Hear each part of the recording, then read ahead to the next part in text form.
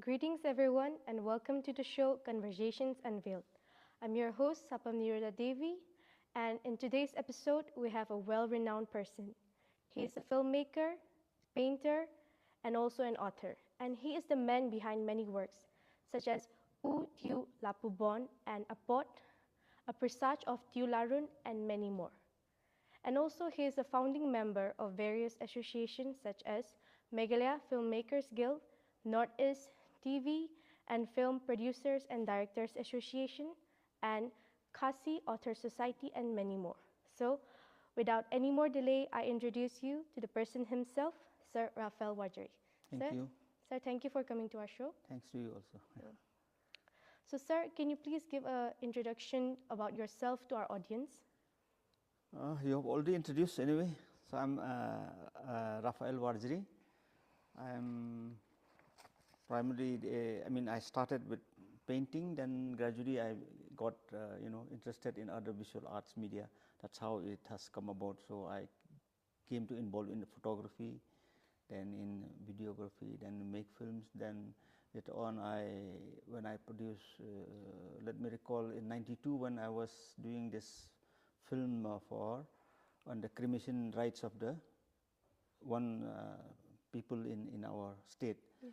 So I couldn't find any person who would come along with me to write. So that was when I was also compelled to write. So I started writing. From there on, then my writing also was, going on,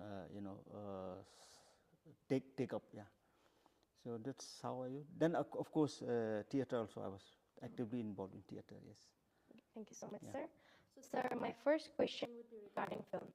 Okay. Like every director has their own way of directing a film. So, sir, what is your process of directing a film?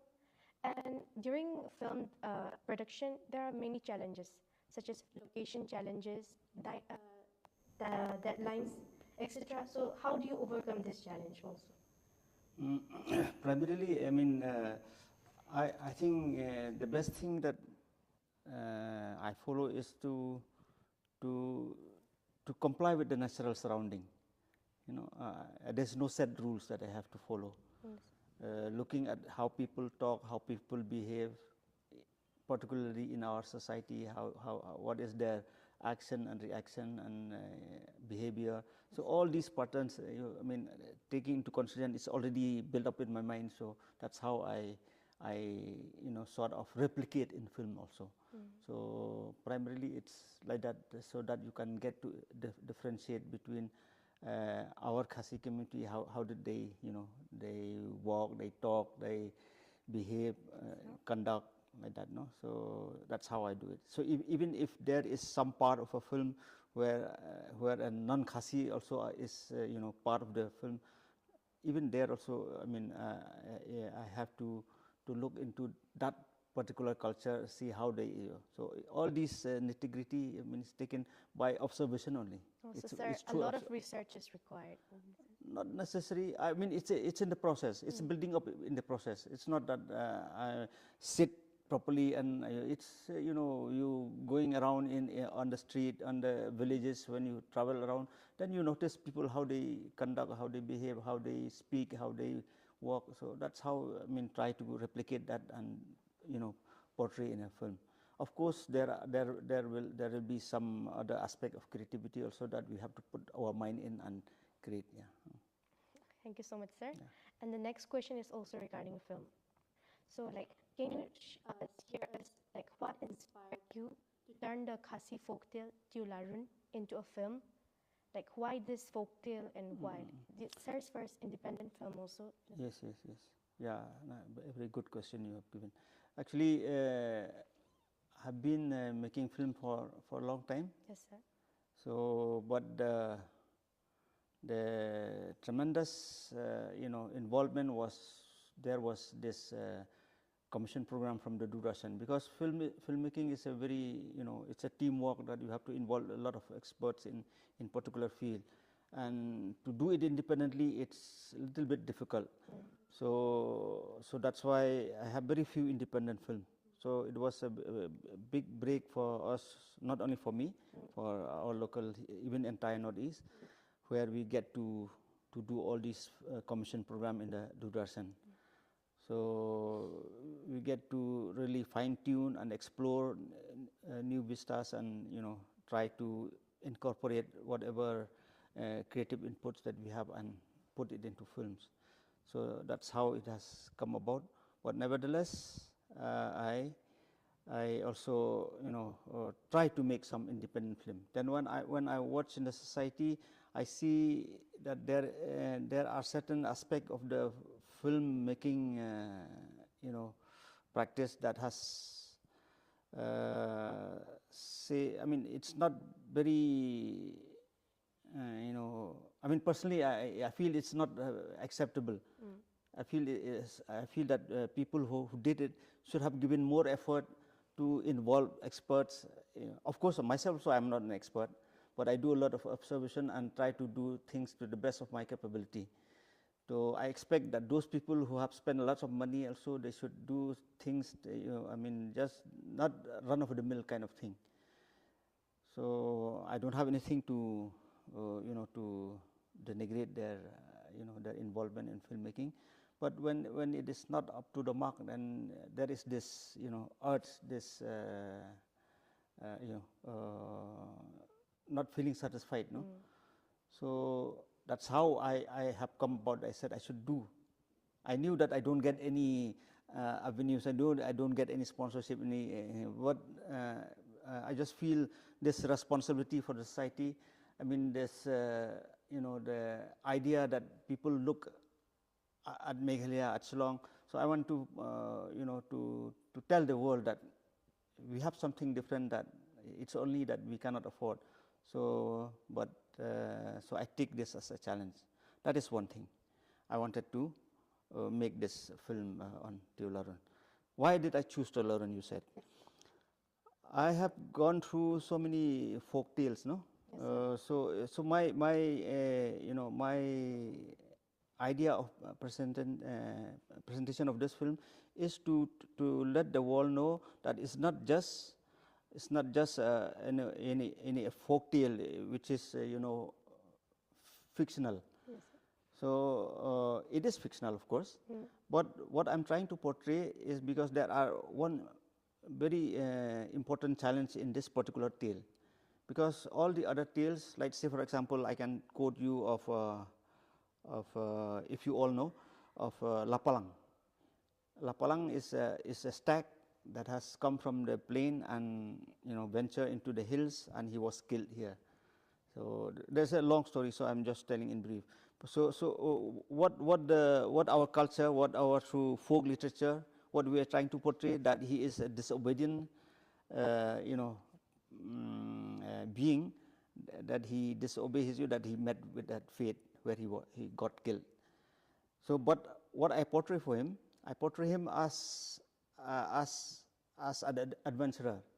Even if it costs his life, he won't mind to to explore. Yes. So that's how so there is this dual interpretation of the same tale. So likewise, I want to do for Tiolarun, because Tiolarun, we knew that of this girl who was infected by the by consuming liquid from the bamboo, where it contains the ovary of a snake, and that's how she get to conceive a snake. But I try to try to portray this at the same time literally as the tale goes, but intellectually I'm trying to dwell more depth into it, and to say that in their world, because that time it was the it was the kind of a pestilence that is happening. So they discovered that everybody has died in the village. They are the only two brother and sister survive in the village. So in the worldview, in their worldview, they think that they are the only people surviving in the world. nobody else.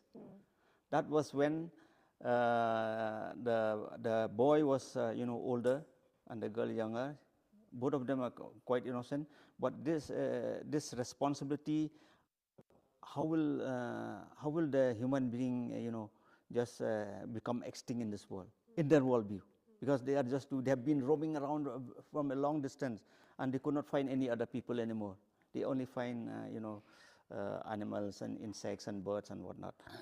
So that was one instance that as human behavior, he became naturally attracted to his own sister, and that was when I have to portray that there is incest. That the brother was falling in love with his own, but although it is incest, but at the back of his mind there is this sense of responsibility to sustain the habitation of human being on earth, because in the worldview they see it that way. So these are the challenges that it may have any drawbacks, not drawbacks, I mean encounter from society, that how I portray, but I portray in the sense that it should be universally acceptable, because all our folktale, even though literally it was related in a very natural surrounding that we have in our society, but the message behind each tale has something to tell to the world, that that has a worldview. Yeah. So this is how I have come about to produce this film. Yeah. And also adding up to the question, like, how was it like working independently for a film and also like working for a commission like Doordarshan? Can you tell us the difference? Yeah, nothing like that working independently, because you're the boss for everything, but you have to abide by the guidelines. Yeah. So that's the only thing.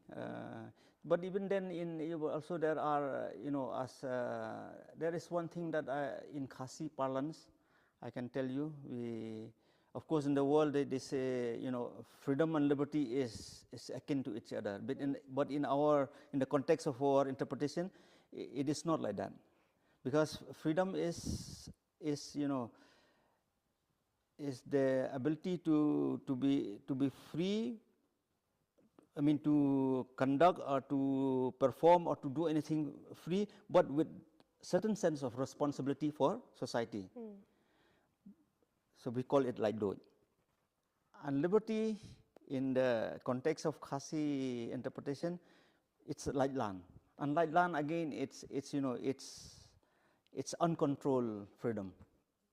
Nobody is there to so it's very difficult to think in terms of an artistic expression. But as for myself, I mean, I prefer that even if we exercise any freedom in whatever creative expression, it's not a question of restraining. It's a question of have something responsible to avoid any consequences that might occur in society. Yeah. Sir, this is a question that I've been waiting to ask. We've learned that Sir was the first cameraman of Doordarshan using high-tech camera.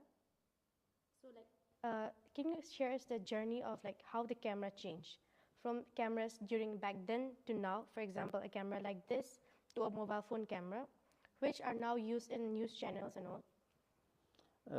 No, actually, in Doordarshan, when they set up here, they already have their own camera person that they have come around from elsewhere. Yeah.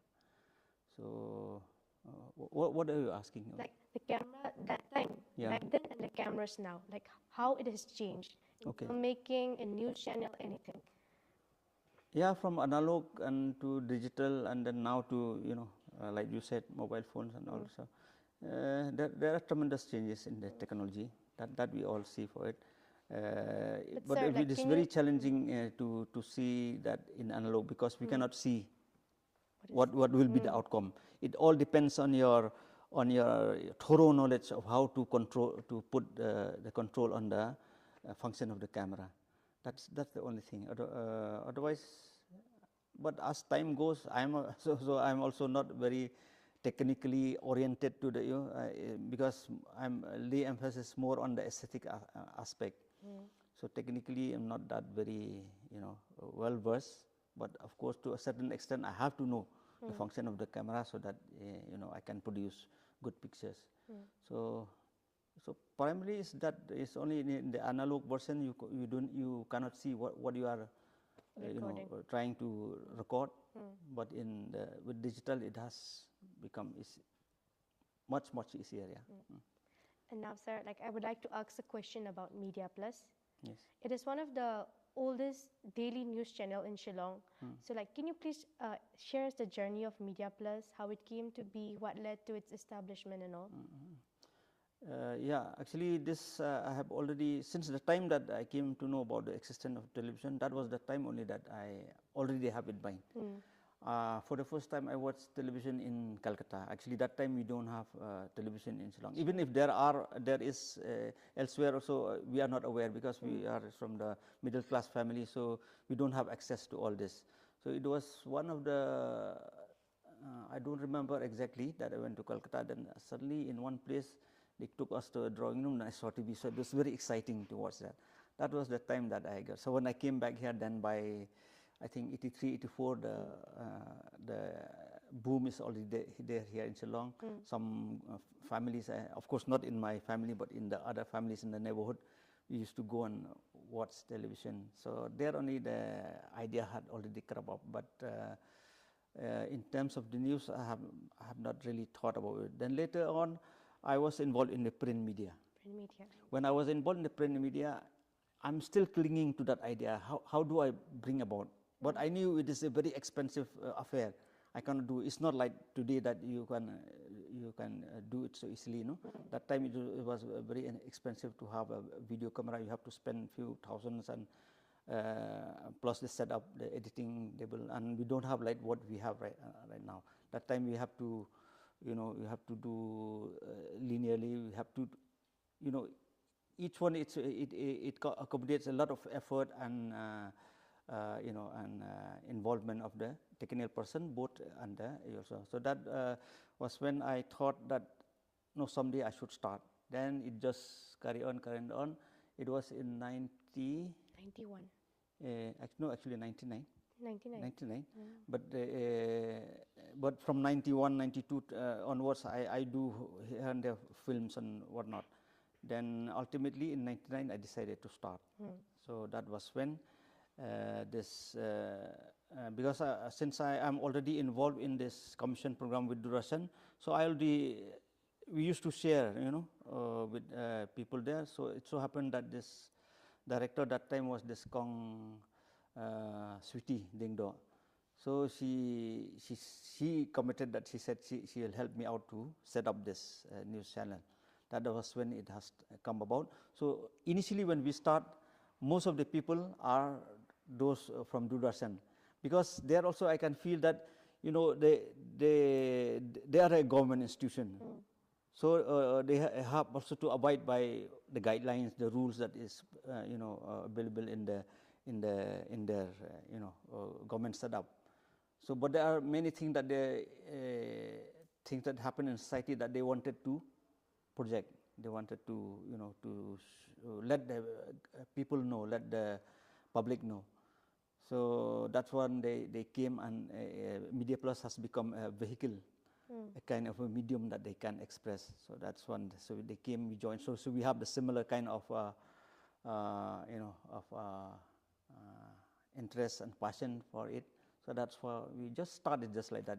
I mean, there's no proper planning or anything like that. Yeah. But it was a very tremendous support that I am getting from Durasan, because around about 2-3 people who are already involved in the in the production, they came and helped me. So that's how we carry on and do the Media Plus. Yeah. Sir, did you face any difficulties while establishing Media Plus? Yeah, initially that's what, because initially when we don't have digital, I have to do with VCR. So that's when we start VCR. Then later on we get to use the vision mixer and whatnot. So it was quite difficult. It's still difficult till now also, because although we wanted to reach out, much further. I mean, much before the online news come about. So, but we have a very small population, so we cater to their needs. So it's difficult for us to make any news reel where any production of news that will cater to the entire population. That was how also I take up English as a medium of of communication. Otherwise, I am very ingrained in Khasi literature, not just literature and any aspect that concerns Khasi, like what you mentioned also about folklore and all. But I have to take English because it is like what you have a mass communication, medium. So I have to. I'm compelled to do it in English so that more people will be able to, to access to it and understand about what is happening in society. Yeah. Okay, sir. My next question is regarding the Riti Academy of Visual Arts. Sir, like sir is one of the founding members of this academy.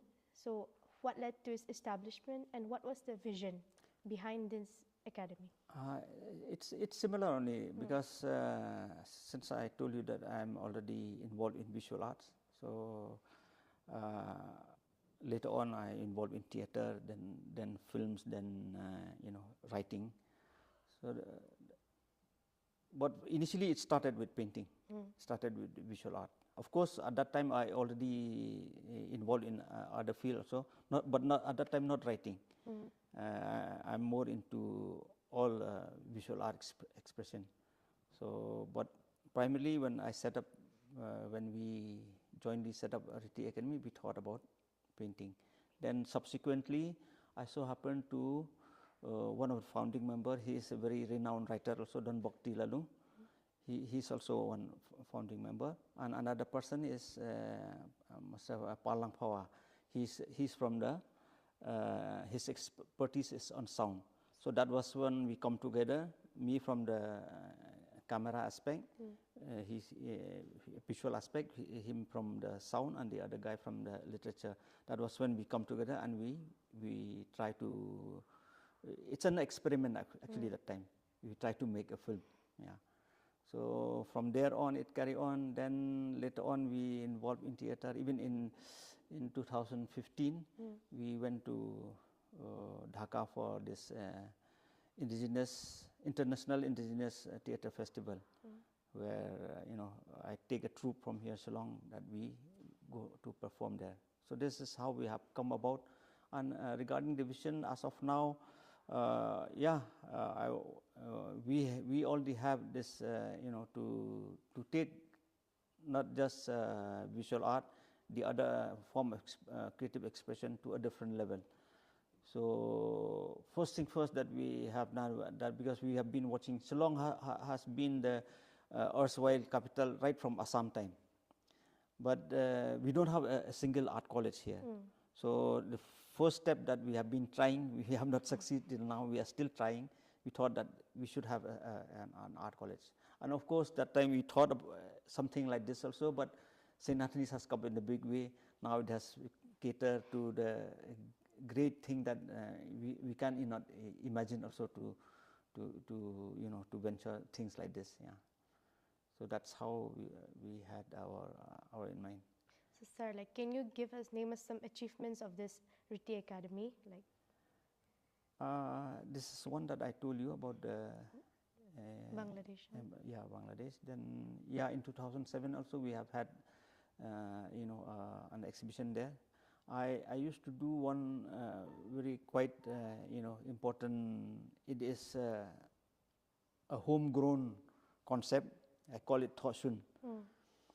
Thoshun, primarily it means to mark with lime. So this is very significant in our culture in many aspects.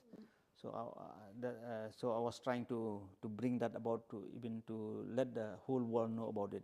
That was when in 2007 we did it in under the aegis sponsorship of this Indian High Commission. So we did it in Dhaka. Then 2017 we did it in Nepal, Kathmandu.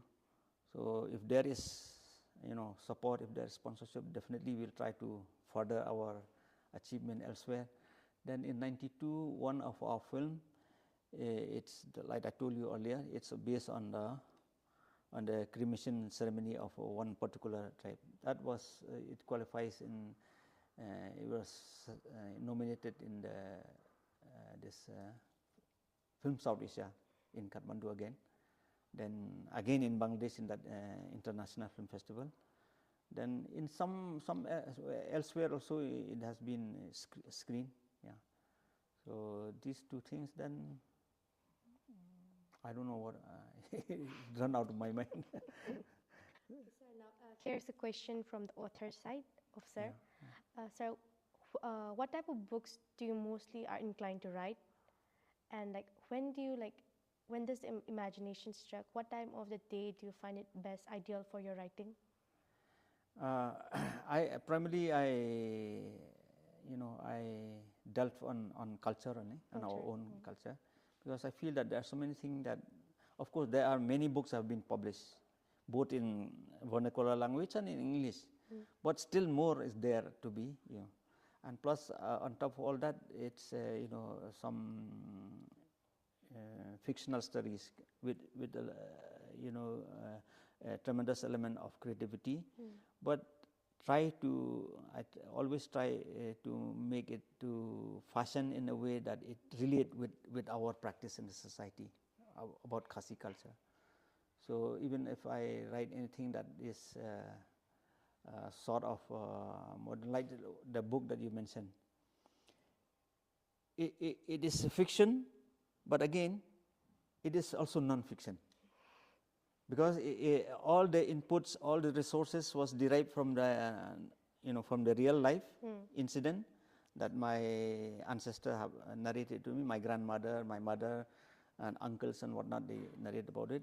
So I took this and I created it into a very interesting because if you just narrate the real incident, it does not crave any much of excitement, and you won't get that that quality of reading a book per se. So that was when there are certain elements that I create as a fiction. So it gives also a space for me for creativity, how I weave the stories, no. So that's it's about it. But of course, I also try to do not necessarily history, to write something on the aspect of other. You can say history also, yeah. Yeah, that's all right.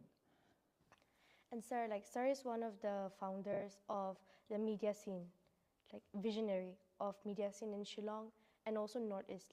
Can you tell us what changes, throughout the ages, throughout the years, what has changed, what it has become, like that?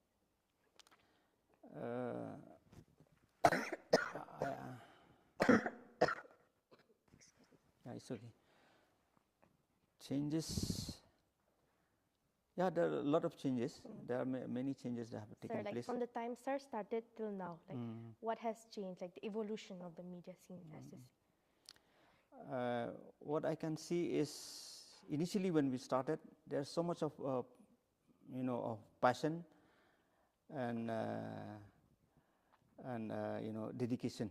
What I have looked upon it, all these guys who used to come that time, because when I set up Media Plus, sometime even in the media fraternity they used to say that it's more of a, because media per se they tends to become exclusive, because it has to be their exclusive discovery. But in Media Plus we had a different approach to this. So everybody, all the journalists came to and converge in Media Plus. That was when they say, oh, Media Plus became a more active place than the Shillong Press Club also. So changes I have seen that that time people are really very excited Yes. about the work. Mm. They are very passionate. They are very dedicated. Then later on, I don't see that over the years that they are not. They are still maintained, but the question of professional engagement has come about, and they need to really go deep into the subject matter and try to portray and get the reward that they deserve of whatever the delivery that they are doing. So as of now, I think these are the the kind of changes that have taken place from that time till now. Yeah. Okay, sir, this will be the last question. Like, what do you expect from this new generation of media people, for example, like us? And also, like, what advice would you give to us? Oh, I'm not a person to give advice because I myself need a lot of advice from you people also. So I don't know. If you say about expectation, I think as what I practice, I think that we should know our own roots. This is, of course, we can catch up with the world. What we did in Media Plus in Riti Academy also, it's similar to that. Knowing our own roots is very important. Then we can catch up with what is happening in the rest of the world. So that would be my expectation, and also at the same time, it's like a kind of a suggestion or advice, like what you said, that knowing the roots is very important to get to know more about your own culture and get to relate with the surrounding. Because in the Northeast we have such diversity of ethnic people that we get to inculcate harmony and how we coexist with each other and how we take up to a different level of relationship with the rest of the world. Yeah. And sir, what advice would you give to us? That's what I said just now. I don't know. I really don't know what advice to tell you. Sir, from sir's experiences, like life decisions and all, like anything that would help guide us.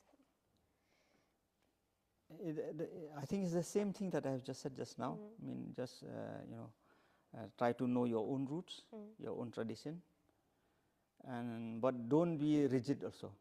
This is one thing. That some people who know so much about their own culture, their own roots, they try to become very rigid about it, and they don't open up. So I think this is very necessary, that you should open up and relate with the surrounding culture. Like I can give you an example. It's a very ancient tale, but again, it's very relevant now today. I don't know if you have heard about Thlen. Thlen, you are not aware. Thlen, actually, in Khasi, it is a kind of a mammonish greed creature, no? Who always want to accumulate wealth. It's a kind of sorcery. So it has come about that even few of my films is being done on this aspect in Doordarshan. There was a time that when I talk about tradition, about knowing the roots. There was a time that the people, they said, "Oh, how come you because I'm a Christian by tradition. My parents are Christian. So how come you're already a Christian and you believe in all these superstition?" Then candidly, my reply to that person came. They said, "This is not superstition. I mean, this is knowing your own tradition, your own roots, how it functions. If the very fact that you can say it outrightly with confidence that you experience God, it's the same thing. It's the mystery that is beyond the human intellectual. The way that you cannot prove that there is God, it is the same thing that you cannot prove that there is Thlen. So it's just two elements on the same coin, Yes. So it's basically the human mind, human behavior, human conduct, human relationship with the rest of the world. If you are good, then you are godly. If you are evil, then you are like that, no? You are a demon or something like that. So even the idea of the divine also is like that. It's the accumulative of all the good people in the world come about to think. So this in itself, it has become a very universal interpretation about this traditional that we, this rooted culture that we have in our caste society. Yeah. So that will be all. Thank you so much, sir. We're extremely grateful to have you here in our department. Thank you so much, sir. Thank you to you also. Thank you. Thank you everyone for watching, and now we have come an end to our program.